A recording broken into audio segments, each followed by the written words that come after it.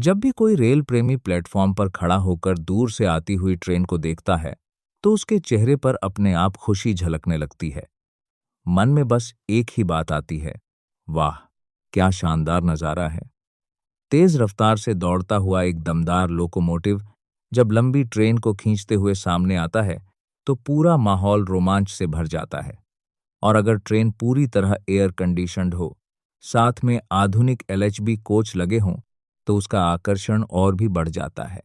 लेकिन अक्सर आपने देखा होगा कि इतनी खूबसूरत ट्रेन के आखिर में एक भारी, भरकम और तेज आवाज करने वाला डीजल जनरेटर कोच जुड़ा रहता है। अब अगर आप लंबे समय से ट्रेनों को देखते आ रहे हैं या फिर 90 के दशक के समय की रेल यात्राएं याद हों, तो आपको यह बात जरूर ध्यान होगी कि पुराने नीले रंग वाले आईसीएफ कोचेस के पीछे ऐसा कोई जनरेटर वैन नहीं लगाया जाता था। फिर भी उन ट्रेनों में पंखे और लाइट्स आराम से चलते रहते थे।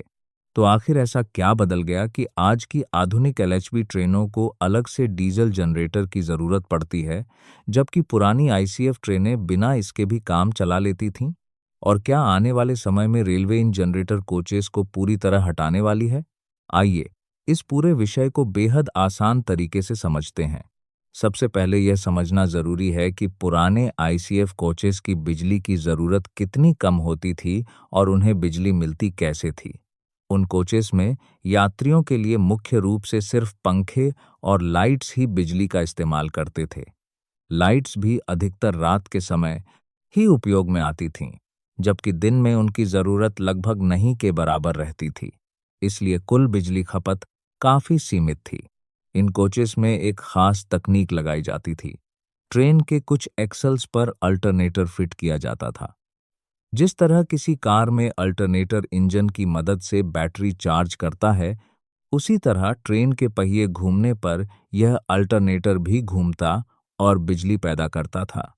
यही बिजली सीधे पंखों और लाइट्स को चलाने में इस्तेमाल होती थी। साथ ही कई मामलों में यही बिजली कोच के नीचे लगी बैटरियों को भी चार्ज करती रहती थी।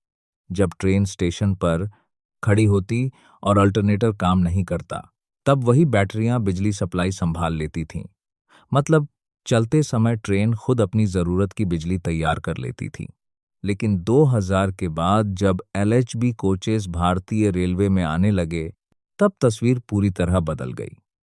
इन आधुनिक कोचेस में सेंट्रलाइज्ड एयर कंडीशनिंग सिस्टम लगाया गया। कई कोच आपस में जुड़े रहते हैं और उनकी एयर डक्ट लाइनें भी एक दूसरे से कनेक्ट होती हैं।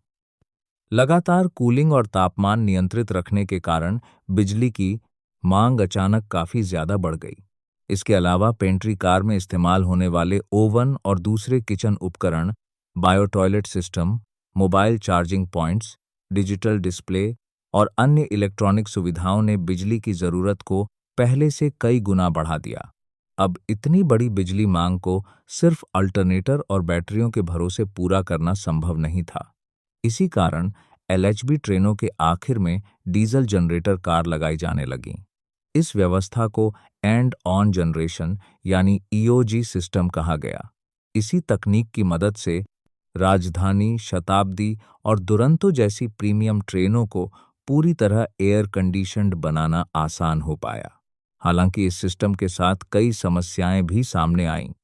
एक जनरेटर कोच हर घंटे लगभग 120 से 150 लीटर तक डीजल खर्च कर देता है। इससे रेलवे का ईंधन खर्च काफी बढ़ जाता है। साथ ही धुआं, शोर और मेंटेनेंस की समस्या भी बढ़ती है। ट्रेन का कुल वजन ज्यादा हो जाता है और एक पूरी बोगी सिर्फ जनरेटर के लिए इस्तेमाल करनी पड़ती है, जहां सामान्य यात्री कोच लगाया जा सकता था। इन्हीं समस्याओं को देखते हुए रेलवे ने सोचा कि क्यों ना ऊपर लगी ओवरहेड इलेक्ट्रिक लाइन से ही कोचेस को बिजली दी जाए। इसी सोच से हेड ऑन जनरेशन यानी एचओजी सिस्टम विकसित किया गया। शुरुआत में इसे लागू करना आसान नहीं था, क्योंकि उस समय भारतीय रेलवे का पूरा नेटवर्क इलेक्ट्रिफाइड नहीं था।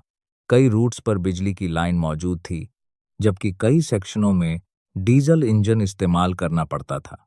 ऐसे में जैसे ही इलेक्ट्रिक सेक्शन खत्म होता, कोचेस की बिजली सप्लाई भी प्रभावित हो सकती थी। लेकिन अब हालात काफी बदल चुके हैं। आज भारत का 90% से अधिक रेल नेटवर्क इलेक्ट्रिफाइड हो चुका है। आधुनिक इलेक्ट्रिक लोकोमोटिव जैसे WAP सीरीज सीधे ओवरहेड वायर से बिजली लेते हैं, उसे ज़रूरत के अनुसार कन्वर्ट करते हैं और पूरी ट्रेन में सप्लाई कर देते हैं। अब उसी बिजली से AC, पंखे, लाइट्स और बाकी सभी सुविधाएं चलाई जाती हैं। यानी डीजल जनरेटर पर निर्भरता धीरे धीरे खत्म होती जा रही है। इस बदलाव का एक बड़ा फायदा यह भी हुआ कि अब ट्रेनों में ज़्यादा आधुनिक सुविधाएं देना आसान हो गया। पहले सीमित बिजली उपलब्ध होने के कारण हर सीट पर बेहतर charging point, advance display system और अन्य इलेक्ट्रॉनिक सुविधाएं देना मुश्किल होता था। लेकिन HOG सिस्टम आने के बाद यह समस्या काफ़ी हद तक खत्म हो गई।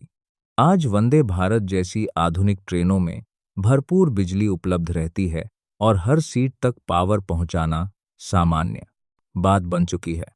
आर्थिक रूप से भी यह बदलाव रेलवे के लिए काफ़ी फायदेमंद साबित हुआ है। पहले रेलवे हर साल लगभग 700 से 800 करोड़ रुपए सिर्फ जनरेटर कोच में इस्तेमाल होने वाले डीजल पर खर्च करता था। अब इस खर्च में भारी कमी आई है। शोर और प्रदूषण भी कम हुए हैं। साथ ही जनरेटर कार की जगह अतिरिक्त यात्री कोच लगाए जा सकते हैं। इससे मेंटेनेंस लागत घटती है और ट्रेनें ज़्यादा पर्यावरण अनुकूल बनती हैं। अगर मौजूदा स्थिति की बात करें तो भारत में करीब 700 ट्रेनें पहले ही HOG सिस्टम पर शिफ्ट हो चुकी हैं। इनमें वंदे भारत, तेजस और अमृत भारत जैसी आधुनिक ट्रेनें शामिल हैं। वहीं कई पुरानी LHB ट्रेनों में अभी भी EOG सिस्टम इस्तेमाल हो रहा है, लेकिन ओवरहॉलिंग के दौरान उन्हें धीरे धीरे HOG के लिए तैयार किया जा रहा है। नए बन रहे ज़्यादातर इलेक्ट्रिक लोकोमोटिव पहले से ही HOG सपोर्ट के साथ आ रहे हैं। यानी जैसे जैसे नए कोच तैयार होंगे वे सीधे इसी सिस्टम से बिजली ले सकेंगे।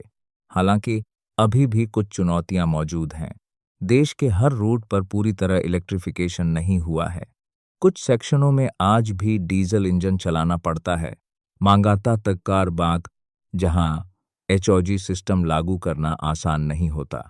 इसके अलावा पुराने लोकोमोटिव सीधे इस तकनीक को सपोर्ट नहीं करते और उन्हें अपग्रेड करने में अतिरिक्त लागत आती है। साथ ही HOG कोचेस, जनरेटर आधारित कोचेस और पुराने बैटरी सिस्टम वाले कोचेस को एक साथ ऑपरेट करना भी आसान काम नहीं है। रेलवे को इनके लिए अलग अलग कॉन्फ़िगरेशन बनाए रखने पड़ते हैं, जिससे शेड्यूलिंग में परेशानी हो सकती है। फिर भी यह बदलाव भारतीय रेलवे को ज़्यादा आधुनिक, कुशल और पर्यावरण के अनुकूल बनाने की दिशा में एक बड़ा कदम माना जा रहा है। आने वाले वर्षों में शायद आप ज़्यादातर ट्रेनों के पीछे डीजल जनरेटर वैन देखना बंद कर दें। ऊपर लगी 25,000 वोल्ट AC ओवरहेड लाइन से ही पूरी ट्रेन को बिजली मिलेगी। कोच की हर सुविधा उसी ऊर्जा पर चलेगी। उम्मीद है आपको यह जानकारी रोचक लगी होगी।